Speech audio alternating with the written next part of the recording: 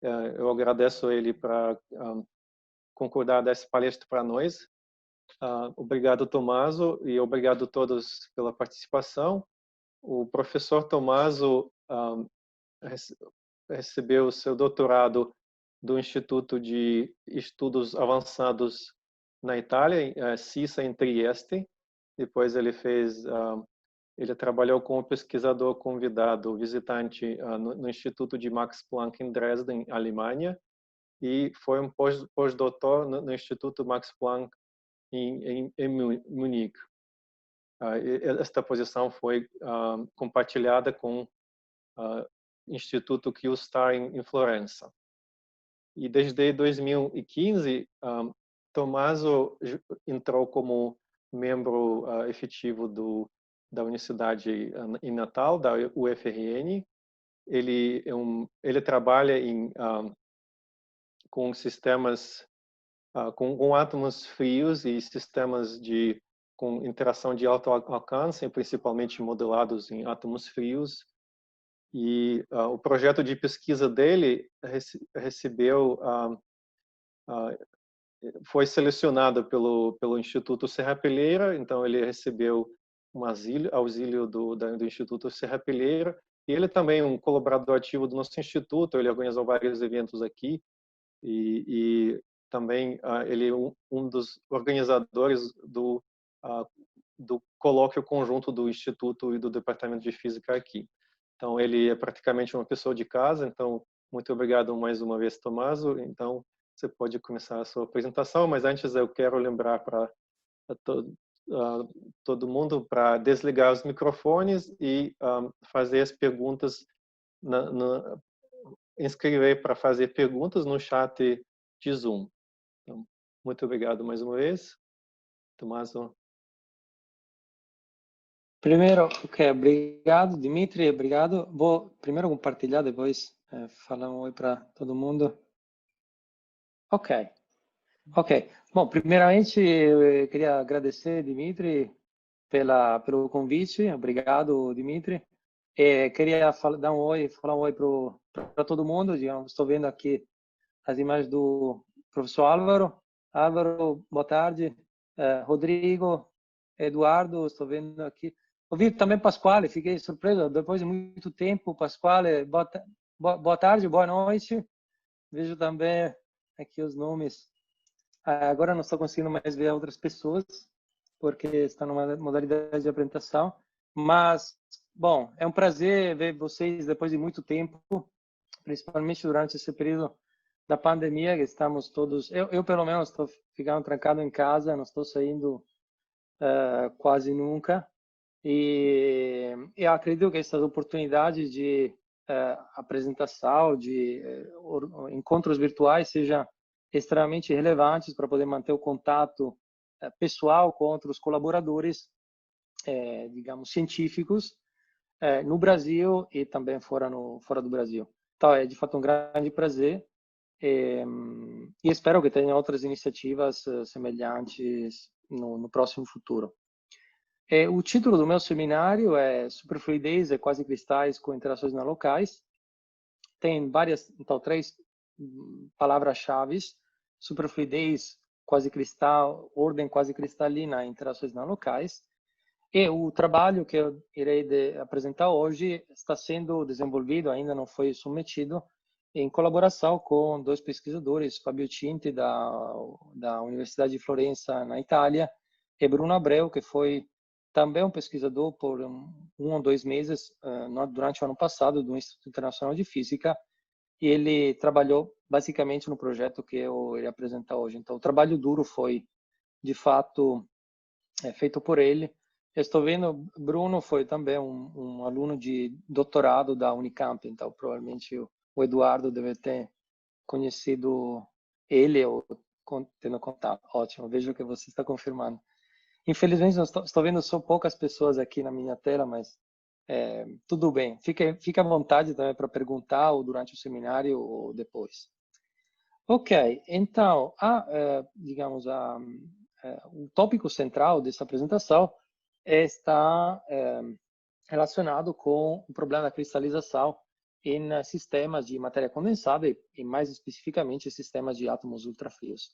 Uma definição razoável de cristalização no contexto dessa apresentação é uma auto-organização de partículas numa rede com geometria regular. O primeiro exemplo de cristalização, de mecanismo de cristalização na mecânica quântica foi discutido por Eugene Wigner nos anos 30 do século passado. O problema básico que o Wigner tentou resolver foi a possibilidade de observar um mecanismo, um fenômeno de cristalização em um gás elétron em presença de um background de carga positiva uniforme gerado pelos íons, basicamente. Qualitativamente, o mecanismo de cristalização nesse sistema pode ser entendido estudando a razão entre o termo de interação, que é uma interação de tipo coulombiano entre as partículas, repulsiva entre os elétrons e atrativo entre elétrons e íons, e a energia cinética. A energia potencial, a energia de interação escala como o inverso da distância média entre as partículas. A energia cinética escala como o inverso do quadrado da distância média entre as partículas. Então, o que esperamos é que quando a densidade se torna suficientemente grande, o sistema prefere ficar numa fase fluida.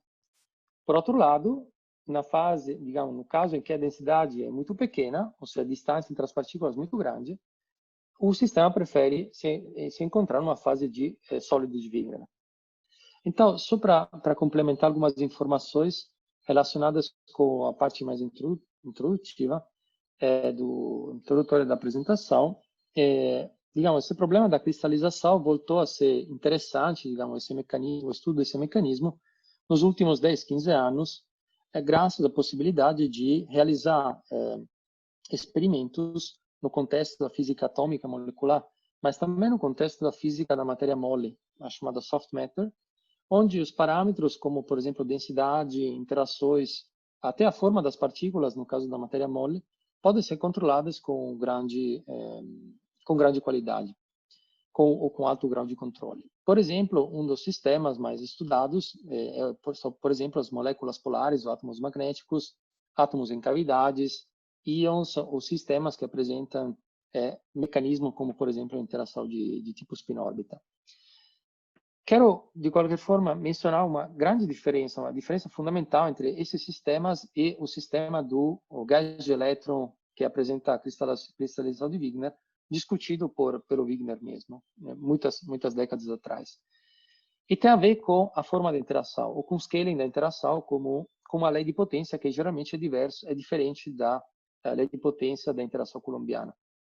Por exemplo, os átomos que apresentam a interação dipolar, o scaling da interação é do tipo 1 sobre r ao cubo, ou quando a interação é de tipo Van der Waals, 1 sobre r à sexta.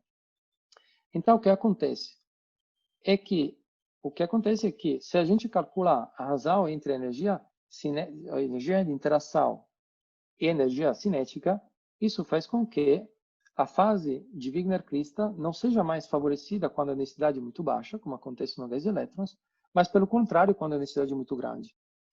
A fase fluida, a fase, digamos, uniforme, acontece ou se manifesta quando a interação, pelo contrário, é muito baixa, diferentemente do que acontece no gás de elétrons. E isso justamente foi estudado, bastante estudado, no contexto da física de sistemas, de física atômica e molecular, na última década, basicamente. Uma das plataformas que se tornaram bastante interessantes e appealing, digamos, do ponto de vista experimental e teórico, são os chamados átomos de Rydberg, que apresentam características, digamos, exageradas em termos de interação ou de vida média, comparado com outros sistemas de matéria condensada. Uma das características é, por exemplo, a possibilidade de estudar interações de longo alcance de tipos bem diferentes, como, por exemplo, na mesma plataforma, realizar interações de tipo Van der Waals ou de tipo dipolo-dipolo, ou até de modificar a forma da interação. Ao invés de ser uma lei de potência 1 sobre R elevado a alfa, a interação entre as partículas, ela pode ser alterada por uma interação chamada de núcleo macio, que ao invés de ter uma divergência quando a distância entre as partículas se anula, ela pode chegar a ser constante, pode, digamos, saturar a uma constante. E vou mostrar daqui a pouco algumas imagens para essa discussão ficar até mais clara. O ponto central é que a aplicação desses sistemas não é limitada ao estudo de alguns fenômenos característicos ou específicos, como, por exemplo, a cristalização, mas pode se estender também ao estudo de cadeias de spins, como, por exemplo, modelos de tipo Ising ou XXE, ou modelo de tipo de Heisenberg, bem gerais, onde a interação de troca escala como uma lei de potência.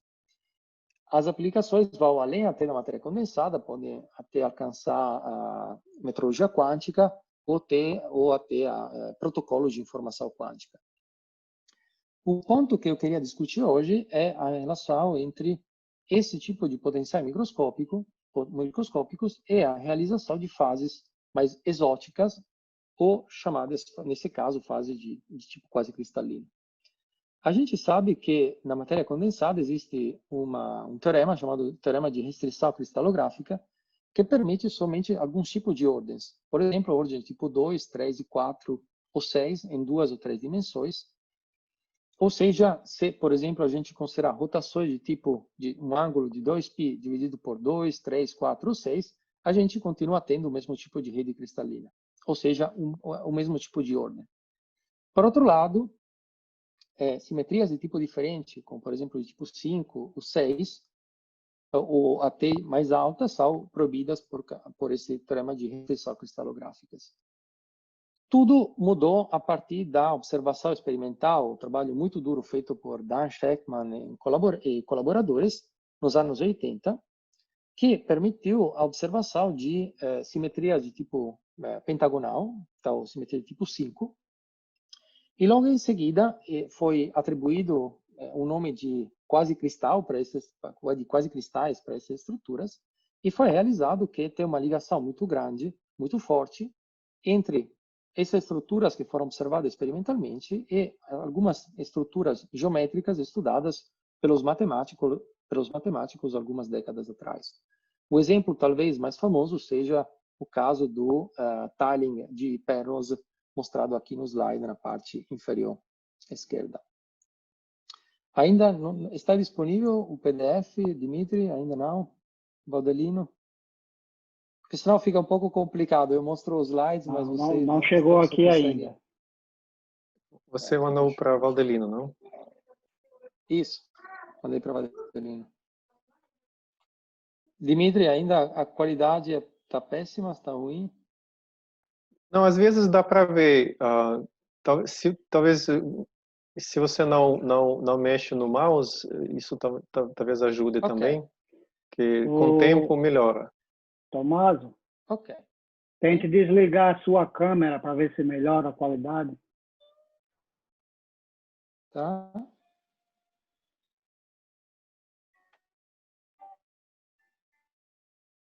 Melhorou? Por exemplo, agora tá melhor, mas varia. Acho que melhorou, melhorou mesmo. Tá. Vou continuar então sem câmera. Se você receber os slides, por favor, Valdelino, me avise. Ok. Então, uma das motivações é justamente poder observar em sistemas de matéria condensada. Agora, ok. A possibilidade de estudar em sistemas ou observar em sistemas de física atômica e molecular, digamos, fases como, por exemplo, essas fases quase cristalinas. De novo, uma ulterior motivação é o estudo feito em paralelo por o pessoal, pelos pesquisadores da área de matéria mole, de soft matter, onde foi possível estudar numericamente de forma extensiva e também do ponto de vista experimental o surgimento, digamos, a criação dessas fases quase cristalinas a partir de alguns potenciais microscópicos com características peculiares que eu irei descrever daqui a um momento. Do ponto de vista do interesse na física atômica e molecular, já tem vários exemplos de propostas teóricas para poder realizar interações de tipo quase cristalino, digamos, fases de tipo quase cristalino.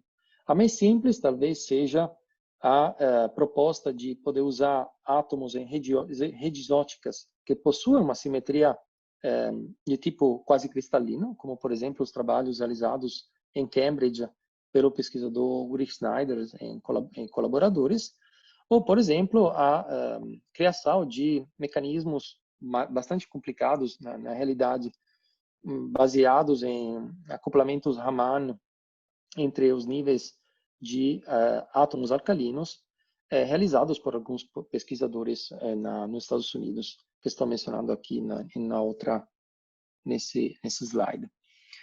O nosso objetivo, então, é utilizar estudar os mecanismos mais elementares para poder realizar essas fases quase cristalinas em duas dimensões, com sistemas bosônicos, e estudar se elas, caracterizá-las do ponto de vista geométrico, obviamente, mas também do ponto de vista das características mais genuinamente quânticas, como, por exemplo, a superfluidez. Antes de começar, antes de chegar no resultado principal, queria mostrar brevemente quais são as interações microscópicas mais recorrentes nessa área. O protótipo, talvez, de interação mais elementar, mais fundamental, é a chamada interação de núcleo duro, ou hardcore potential, que é mostrada aqui na parte alta, na parte aqui de cima desse slide, onde R é a distância entre as partículas, e V de R é o potencial microscópico. Então, esse potencial é infinito entre 0 e sigma 0, e 0 a partir de sigma 0, A fase, digamos, as fases que são observadas em sistema de muitas partículas que interagem através desse potencial, são uma fase fluida para baixas densidades, e aqui nessa imagem estamos observando a equação de estado em função da densidade. É uma equação de estado derivada por Schick nos anos 70, que depende da densidade de forma singular, como vocês estão vendo, porque depende da densidade aqui no numerador, e no denominador tem um logaritmo do inverso da intensidade, densidade, multiplicado pelo scattering length ao quadrado. O scattering length, o comprimento do espalhamento, é o parâmetro que regula as interações entre as partículas na mecânica quântica a baixa energia. Obviamente, para densidades mais altas, essa curva não pode continuar, e não continua, se interrompe, porque existe uma transição de fase, quando a densidade alcança esse valor 0,32, entre uma fase fluida e uma fase cristalina. Na realidade, o mecanismo da transição de fase foi estudado em detalhe do ponto de vista teórico, do ponto de vista analítico e numérico, e é uma transição de fase que prevê não é uma transição direta entre uma fase fluida e uma fase de cristal triangular, uma Wigner cristal triangular em duas dimensões, mas acontece através de uma transição de fase do fluido para uma fase exática e de uma fase exática para uma fase de uma rede triangular. Um exemplo um pouco mais... essa é uma representação esquemática da fase triangular. Um outro tipo de potencial, aqui não dá para ver, infelizmente, porque tinha uma transição, um slide de transição, é uma interação de tipo soft-core. É uma interação de tipo soft-core, ou seja, uma interação que, não sei se dá para ver, que é constante entre 0 e sigma 1, e depois se anula para valores da distância entre as partículas maior do que sigma 1. Esse potencial, chamado potencial de núcleo macio, pode ser realizado, por exemplo, com átomos de Rydberg, e apresenta várias fases. Por exemplo, uma fase superfluida, por densidades razoavelmente baixas e interações também baixas, uma fase supersólida, aqui no meio, uma fase em vermelho, e uma fase de triângulo de Wigner crystal triangular, onde as partículas se organizam agora em clusters. E o fato de ter cluster de partículas é devido ao fato de que o potencial apresenta esse platô aqui para pequenas distâncias. Então, quando a distância entre as partículas se torna suficientemente pequena, o que acontece é que para o sistema... Sim? O arquivo chegou. Ok. Vou Quer compartilhar. compartilhar, Valdelino? Vou compartilhar. Ok. Tá. Eu peço desculpa por esse inconveniente, mas de fato foi imprevisto, porque tínhamos testado e estava funcionando tudo. Ok, melhorou bastante agora. Ótimo. Valdelino, então, pode ficar só um segundo aqui ainda nesse slide. Ok. Então, o motivo para... Ok, eu estou vendo que você está mexendo no mouse, infelizmente. Posso colocar minha câmera de volta?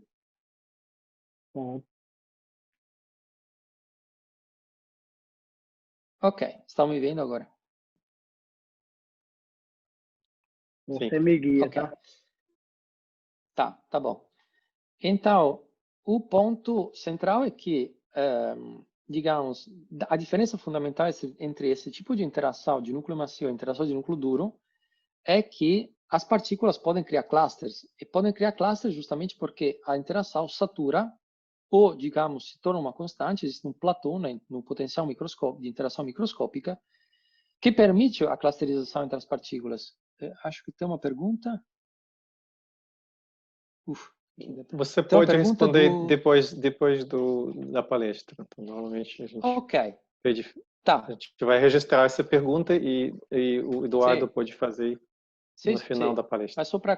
Tá ótimo. Assim, como já estou vendo, a pergunta está relacionada com esse diagrama de fase. A fase, digamos, justamente a possibilidade de criar clusters. As partículas geram esses clusters, digamos, a fase é gerada por clusters, e os clusters são criados, digamos, geram uma rede de tipo cristalino. Nessa fase intermediária do diagrama de fase, os clusters também são superfluidos. Então, existe uma coerência global no sistema que permite, por exemplo, se a gente colocar uma impureza, essa impureza pode escorregar no sistema, pode atravessar o sistema sem criar alguma excitação. Então, essa é a natureza, se a gente quiser, do ponto de vista mais macroscópico, uma intuição macroscópica do fato de que tenha superfluidez nesse sistema. Valdelino, acho que já pode passar para o próximo slide. Ok, aqui falta um slide importante, infelizmente o PDF não permite mostrar tudo. O outro tipo de interação que eu queria discutir é o seguinte, é uma interação de tipo dipolar. Então aqui estamos considerando, por exemplo, uma interação que decai como 1 sobre r ao cubo para grandes distâncias, e para pequenas distâncias ainda há aquela divergência associada ao potencial de hardcore. Esse tipo de potencial microscópico é, de novo, extremamente interessante pelas possíveis aplicações experimentais. Existem 3 plataformas experimentais, 3 experimentos principais no mundo que estão se dedicando ao estudo desse tipo de sistemas, com átomos diferentes, com um sistema de átomos de disprósio ou de érbio. Os experimentos são realizados em Stuttgart, em Pisa e em Innsbruck, respectivamente. E nesses sistemas, esse tipo de interação agora de longo alcance, permite a observação de um supersólido em quase 2 dimensões, e o parâmetro que pode ser alterado para poder observar essa transição de fase entre uma fase fluida e uma fase supersólida é, de novo, a interação, o comprimento de espalhamento entre as partículas ou de disprósio ou de érbio. Em 3 dimensões, a situação muda bastante. Por quê? Porque essa fase de supersólido é ausente. O sistema pode se encontrar uma fase uniforme, com superfluidez igual a 1, ou numa fase de filamentos. A fase de filamento é caracterizada por esses filamentos quase unidimensionais, que são superfluidos na direção vertical, mas não são superfluidos na direção perpendicular, então, de fato, não tem coerência de fase global. E, enfim, é possível observar uma fase chamada de cluster, uma fase desordenada. Esses filamentos quebram quando a interação se torna mais alta. Então, quebra num conjunto de clusters desordenados que não são globalmente, em fase. Então, não tem superfluidez global no sistema. Próximo slide. Ok. Aqui, por exemplo, dá para observar o sistema dipolar que eu estava mostrando no slide anterior, e o sistema que a gente agora quer estudar mais em detalhe, que é o core, o centro desse trabalho que estou apresentando, são as fases relacionadas ao problema do hard and soft core potential, mostrado aqui nessa parte de baixo à direita do slide. Qual é a diferença, digamos, como é possível observar que esse potencial, a princípio, é uma combinação do potencial de hardcore puro e do potencial de softcore. Ou seja, ainda diverge para distâncias entre as partículas muito pequenas e tem um platô para distâncias intermediárias e depois se anula para grandes distâncias. Qual é o intuito? O intuito é, de novo, estudar quais são as fases de muitos corpos que podem surgir a partir desse potencial de dois corpos microscópicos, que pode ser, de novo, realizado com sistemas de átomos de Rydberg. Obviamente, se alguém tiver curiosidade sobre como realizar, como implementar experimentalmente esse tipo de sistema, por favor, entre em contato em qualquer momento, podemos conversar depois. Próximo slide.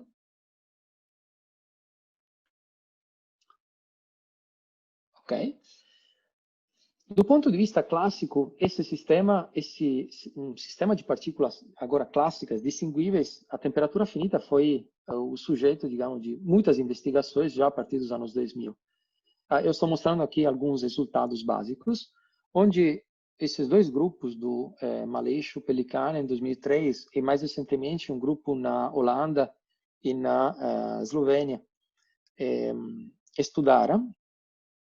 São, por exemplo, o parâmetro de controle aqui, tem dois parâmetros de controle, ou três parâmetros de controle básicos. Um é a temperatura do sistema, o segundo parâmetro é a densidade, e o terceiro parâmetro que é possível controlar é a razão entre o potencial, o raio de soft core e o raio de hard core.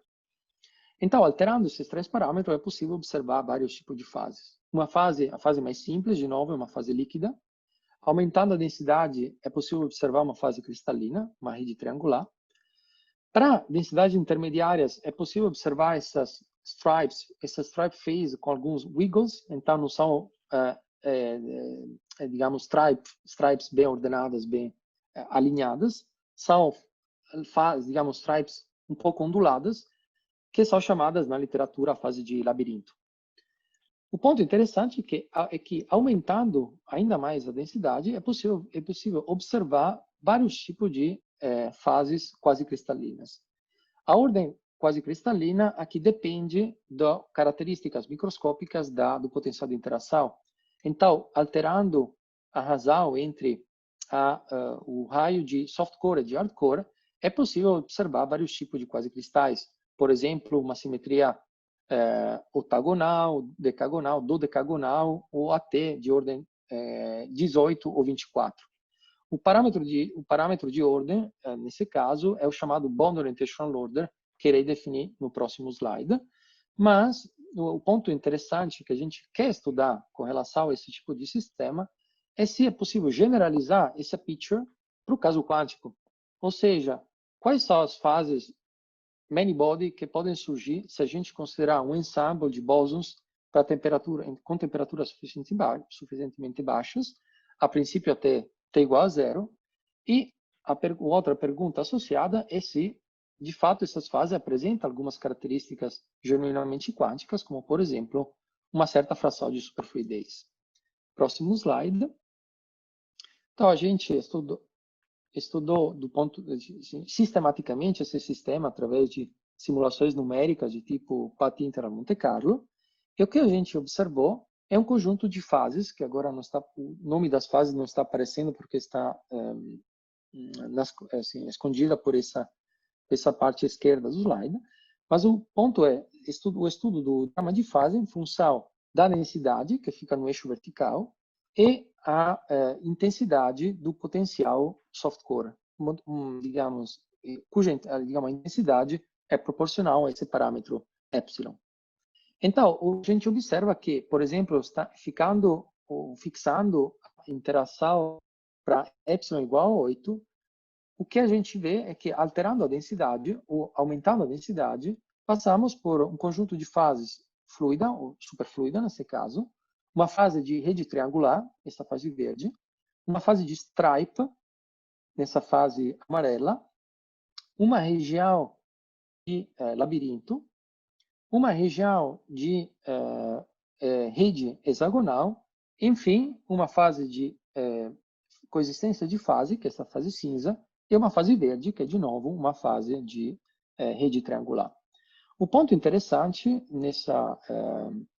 que eu gostaria de salientar é que, como estamos estudando um sistema quântico, a priori, não é garantido que as fases observadas no caso clássico sejam idênticas ao caso quântico, fixando todos os outros parâmetros nas nossas simulações, nos dois sistemas, como, por exemplo, a interação, a forma da interação, a densidade e a temperatura. E, de fato, o que a gente observa é que, em correspondência dessas duas estrelinhas no diagrama de fase, no caso clássico, observamos, por exemplo, um sistema, uma configuração desordenada. No caso quântico, por exemplo, uma rede triangular. Ou, no caso clássico, uma fase ainda um pouco desordenada ou de labirinto. E na fase quântica, uma fase de stripes. Próximo slide. Ok. Do ponto de vista quântico, essas fases podem ser caracterizadas estudando, por exemplo, além da geometria da fase, então, como esses sistemas quebram a simetria translacional, também como como eles quebram a simetria de fase global, ou seja, através do estudo da fração superfluida. Então, observamos que na fase de rede triangular o sistema não apresenta nenhuma superfluidez. Na fase uniforme, de fato, existe uma fração superfluida igual a 1. E na fase, ao invés de stripes, tem uma fração superfluida menor do que 1, como é esperado, porque estamos quebrando a simetria translacional. Mas também, além disso, o tensor de superfluido é anisotrópico. Ou seja, o sistema apresenta uma superfluidez direcional, é mais superfluido ao longo da direção dos stripes e menos ao longo na direção perpendicular aos stripes, certo? Como representado aqui por essas duas setas ortogonais nessa configuração amarela de stripe. Ok? Próximo slide. Uma outra caracterização que pode ser feita alterando, por exemplo, digamos, o estudo das fases, alterando a razão entre o raio do potencial de softcore e de hardcore, respectivamente sigma 1 e sigma 0. Fixando, por exemplo, essa razão no valor 1.95, observamos que existe uma competição entre duas fases para alta densidade. Uma fase de rede triangular, um cristal triangular, e uma fase quase cristalina com simetria dodecagonal, que é gerada a partir de um tiling do plano chamado square triangle. Ou seja, significa que os elementos básicos para a criação desse tiling são chamados em inglês de prototiles, são um quadrado e um triângulo. Combinando esses quadrados e triângulos, que, nesse caso, essa figura que vocês estão vendo é um snapshot da configuração Monte Carlo, que representa a posição do centro de massas, ou os centroides das world lines da configuração Monte Carlo. O que é possível observar é que, juntando o centro de massas entre as partículas, elas formam, precisamente, quadrados ou triângulos. E, a partir dessas duas figuras básicas, é possível encher completamente, sem nenhum tipo de espaço vazio, o plano bidimensional.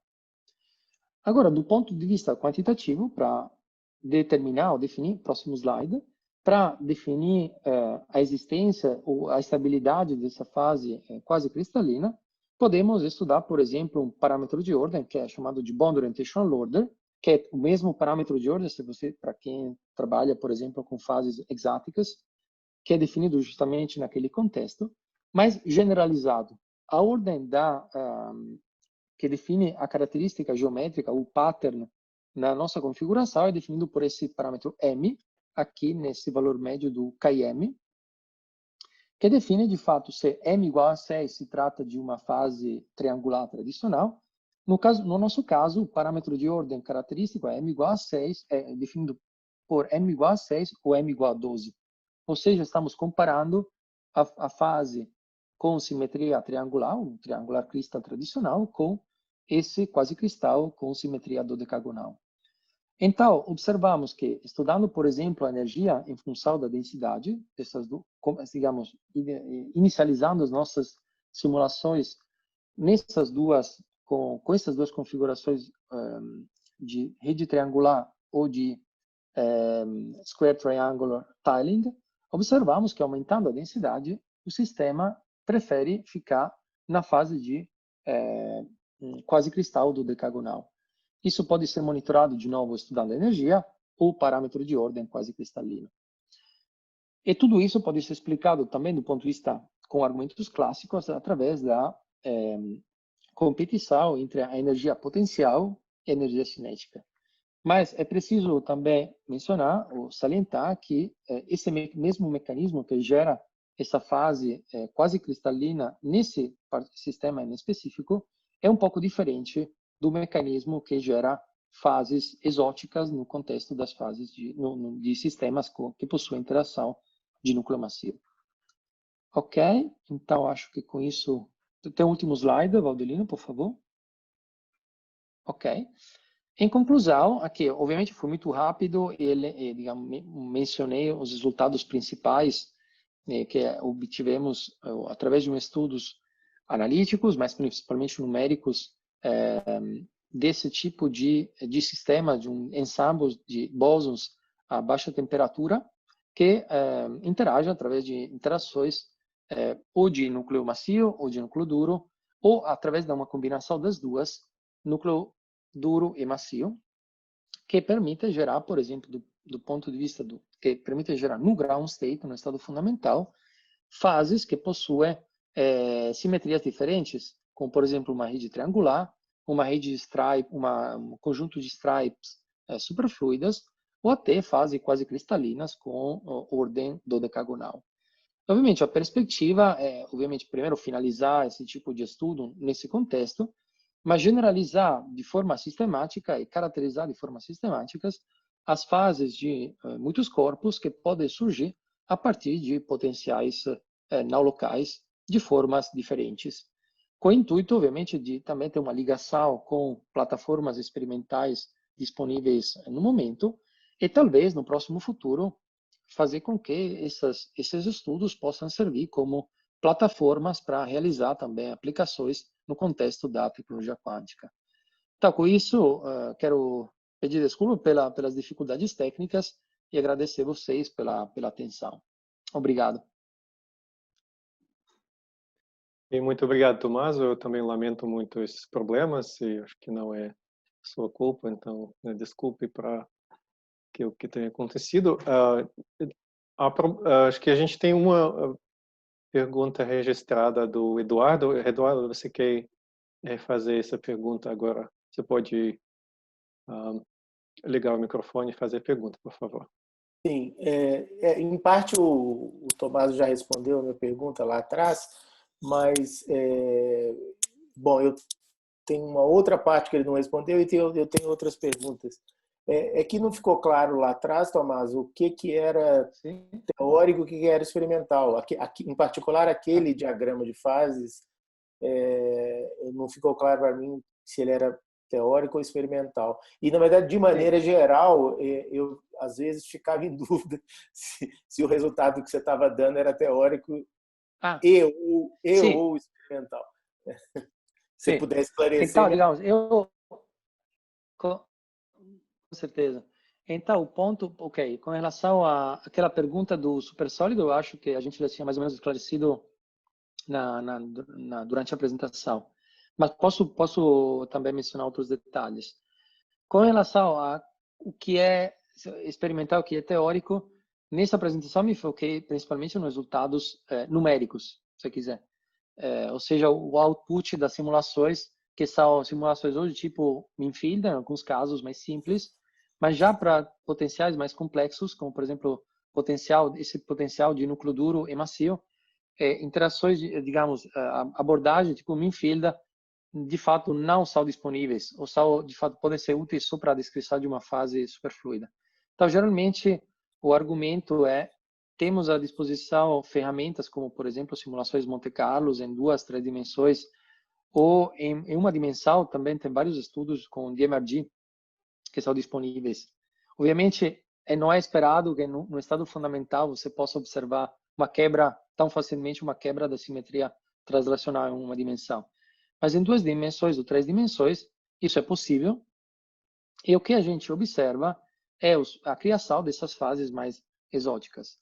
O ponto que deixou a gente bastante surpreso no começo, também citado, se quiser, interessado, empolgados, é o fato de que, mesmo mudando muito pouco, alterando muito pouco o potencial de interação, a forma do potencial de interação entre as partículas, é possível observar, do ponto de vista da fase de muitos corpos, do ground state, diferenças enormes.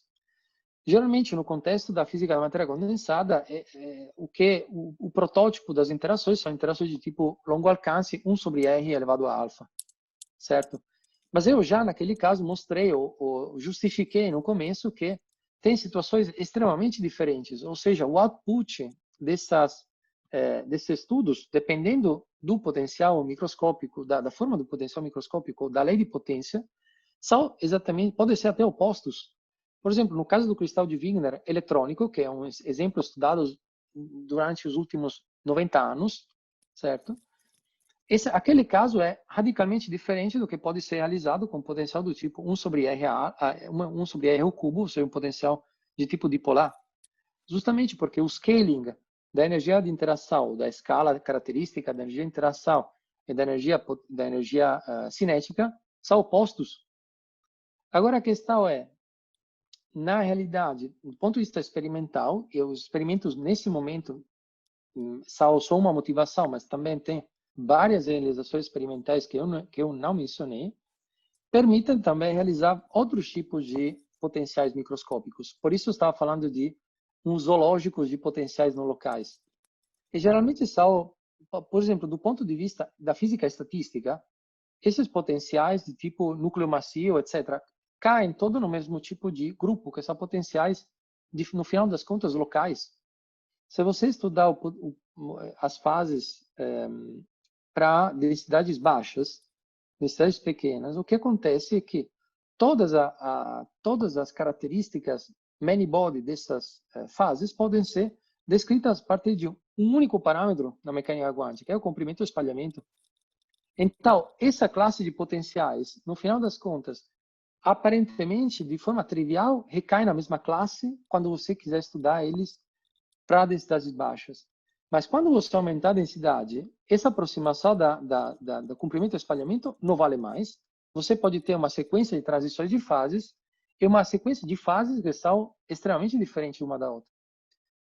Então, esse ponto da classificação é extremamente importante e atual, porque digamos, uma das motivações principais é justamente a possibilidade de realizar experimentalmente elas. E outro ponto é que, hoje em dia, são disponíveis também algoritmos e ferramentas para estudar a física de muitos corpos que, digamos, 60 ou 50 anos atrás não eram disponíveis. Não sei se ficou suficientemente claro, Eduardo. Sim, sim, obrigado, Tomás. Só mais uma pergunta. Vocês viram fase quase cristalina e superfluida, ou super quase cristal, sei lá, também ou não? Sempre ou uma ou outra? Porque eu entendi que era ou uma ou outra. Isso. Exato. Então, para esse tipo de potencial microscópico que a gente usou, que é o hardcore mais o softcore, a gente observou fases stripes ou fases uniformes que apresentavam superfluidez. A fase quase cristalina, no nosso caso, não apresenta superfluidez. Mas isso acontece porque, de fato, a densidade é muito alta. Estamos próximos à fração de packing, que é quase a máxima, digamos, a maior possível. Então, geralmente, já assim, não é esperado. Se você alterar um pouco, esse é um exemplo que eu não mencionei, alterar um pouco a forma do potencial, ou seja, deixar ele um pouco mais suave também quando a distância entre as partículas se anula. O que acontece é que, a princípio, seria possível. Obviamente, realizações experimentais ainda não são disponíveis, porque isso prevê uma densidade muito, muito alta. Mas, numericamente, dá para ver isso. Mas precisa brincar com potenciais um pouco mais exóticos. Tá ótimo, obrigado. Eu não vejo, por enquanto, outras perguntas. Eu tenho algumas perguntas também. Pelo que entendi, o foco deste ideia deste estudo foi classificação de algumas fases exóticas em matéria. E um exemplo interessante para mim, por exemplo, seria sistemas tipo hadrons. E se você sabe se alguns estudos foram feitos sobre fases de hadrons em alta densidade e se esses estudos de átomos frios ou alguma simulação que pode de alguma forma dizer algo sobre as fases da matéria nuclear, por exemplo. Isso, não, ótima pergunta. Bom, primeiro tem uma diferença fundamental. Esses sistemas que eu estou que apresentei hoje são sistemas, digamos, bastante elementares do ponto de vista da definição das características microscópicas.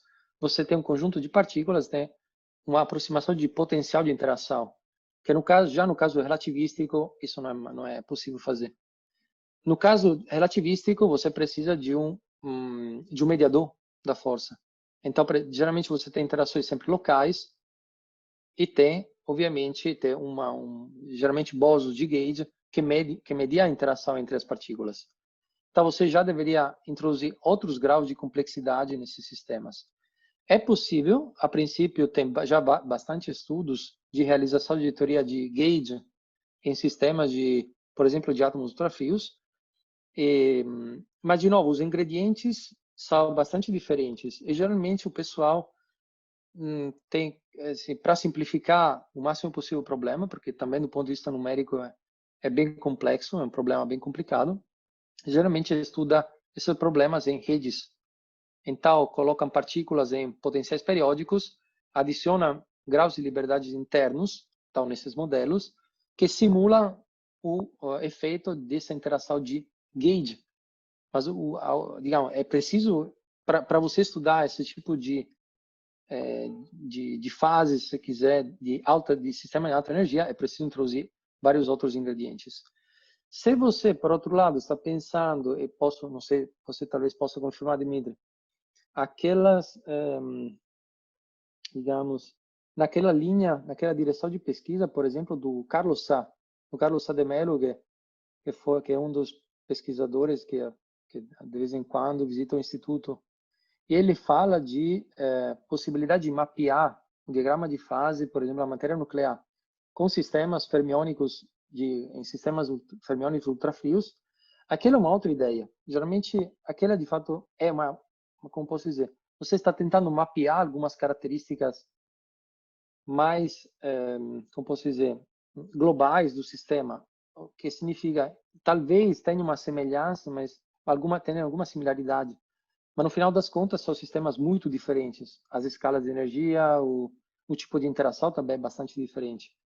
Então, digamos, tem várias formas para responder a sua pergunta, tem várias linhas de ataque desse problema, mas eu diria que ainda estamos num estado bem preliminar. Ok? Ok, obrigado. Eu acho que se a gente pensar de um sistema tipo neutron star ou sistema, não sei, algo semelhante, eu acho que neste caso pode usar também alguns modelos efetivos, potenciais efetivos, que são essencialmente não relativísticos, mas eu não conheço muito sobre os estudos nesta direção. Isso se refere justamente àquela direção por exemplo, do estudo do crossover BCS-BC com em sistemas multicomponentes do Carlos Sá de Mello, por exemplo. Nessa direção, justamente, sim, tem esse tipo de estudos. E tem mais uma pergunta do Emanuel Diniz. Antes de ele fazer uma pergunta, eu peço todo mundo ligar, quem puder, por favor, liguem as câmeras para nós registrarmos a participação neste seminário. Valdelino, você pode fazer fotos, por favor? E, Emanuel, você pode fazer a sua pergunta ligando o microfone. Olá, boa tarde. Tem uma pergunta que é relacionada à simulação de quasi-crystals. É possível simular quasi-crystals e sistemas de átomos aprisionados em cavidades, que são esses sistemas descritos por modelo de James Cummings Hubbard ou Hub Hubbard? Ok, estou lendo também a sua pergunta aqui no chat, sim. Boa tarde, Manuel. Sim, a resposta é que um dos exemplos que eu não mencionei, que já apareceu na literatura recentemente, é justamente o estudo de... é uma proposta teórica de simulação experimental desculpa, uma proposta teórica para poder observar fases quase cristalinas em cavidades ópticas. Então, justamente aproveitando dessa modelagem através do sistema de tipo James Cummings, com interações entre as partículas de tipo Hubbard. A resposta é sim, é positiva. Posso te passar a referência se você estiver interessado. Ok, obrigado.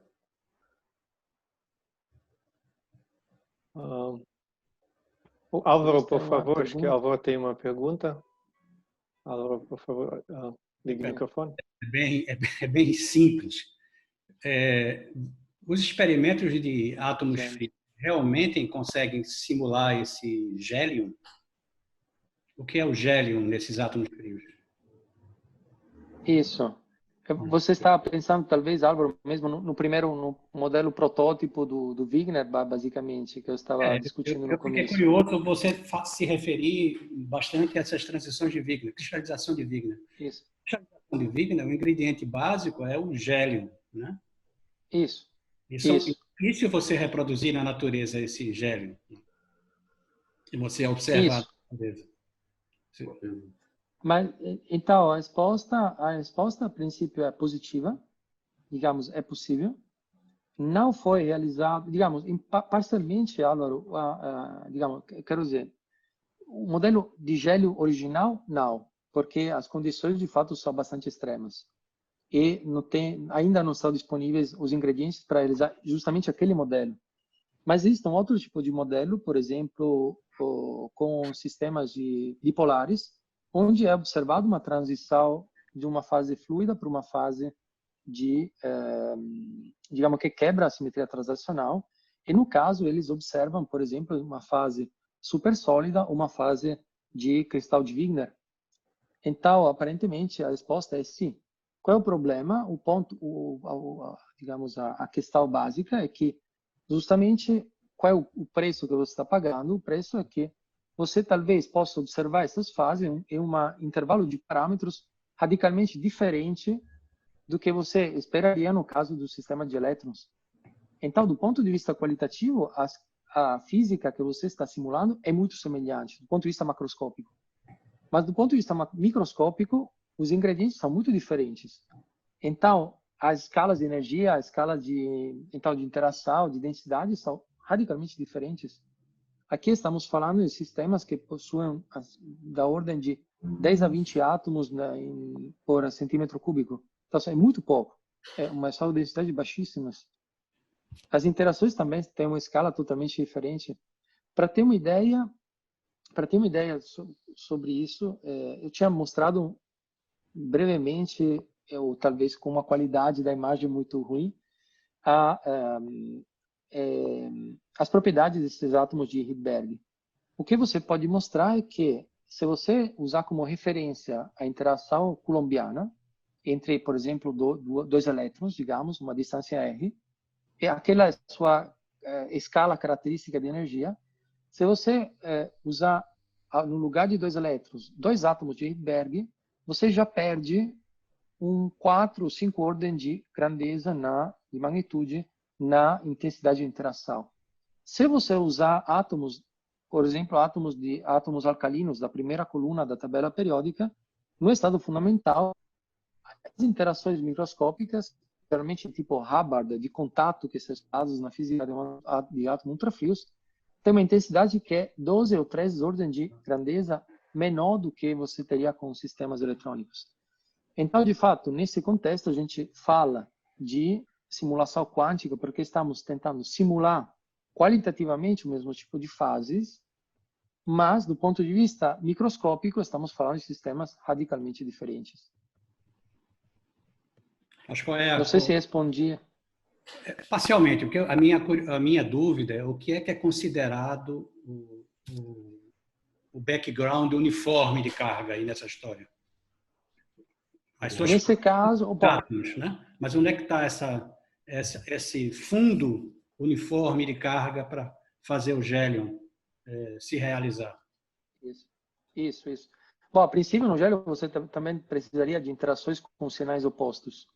Tem interação repulsiva entre os elétrons e interação atrativa entre elétrons e íons do background. Então, a princípio, ok, esse é um elemento... Gélion, você só tem uma componente que é pontual, assim, né? Uma das componentes tem que ser uniforme e não responsiva. O que seria, no caso desses experimentos, a componente uniforme de carga? Então, os resultados que eu apresentei estavam resultando em ausência dessa componente de background uniforme. Sim. Mas é possível, a princípio é possível. Existem outros experimentos que são feitos com misturas. Mistura significa que você tem mais de uma componente.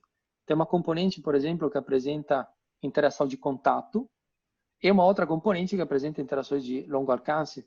Ou, por exemplo, você pode supor que você tem uma mistura, tem uma componente que de fato é quase uniforme e uma outra componente que, digamos, misturada com essa componente uniforme que tem o mesmo comportamento dos seus elétrons. Então, a princípio, é possível. Agora, os experimentos são complexos. Esse tipo de experimentos foram propostos e talvez daqui a, não sei estimar, mas talvez daqui a 2, 3 anos sejam realizados nesses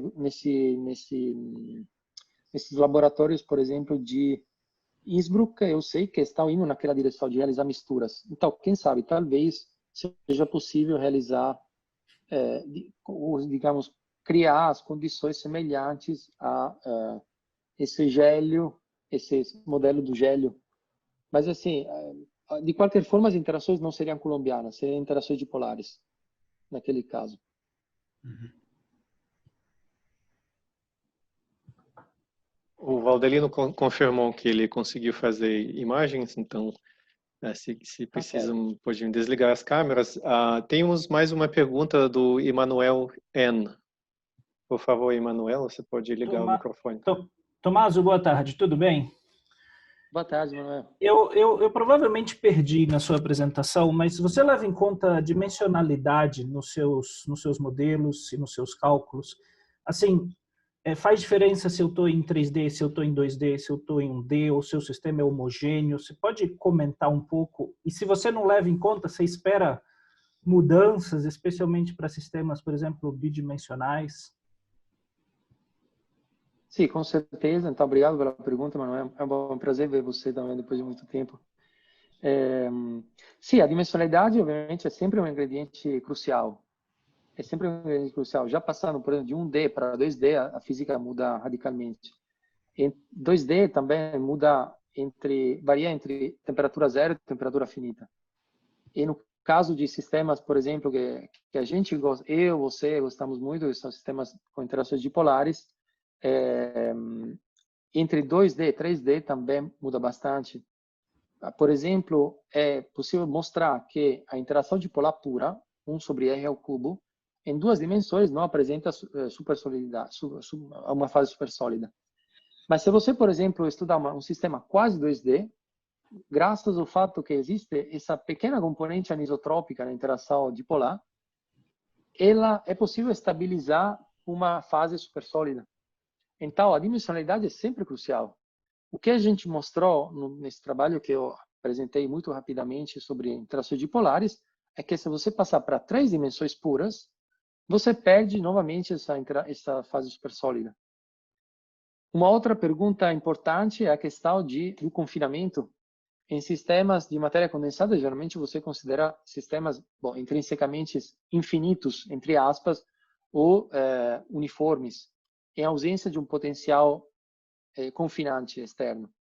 No sistema de física atômica, a gente sabe muito bem que digamos, o confinamento é um elemento importante. Hoje em dia é possível realizar confinamentos de vários tipos, por exemplo, confinamentos harmônicos ou confinamentos uniformes também, uma caixa infinita, mas achatada, digamos, potencial nulo dentro de uma caixa. Então, potencial do ponto de vista da mecânica quântica, potenciais de poço infinito. Então, também, esse é um elemento muito importante.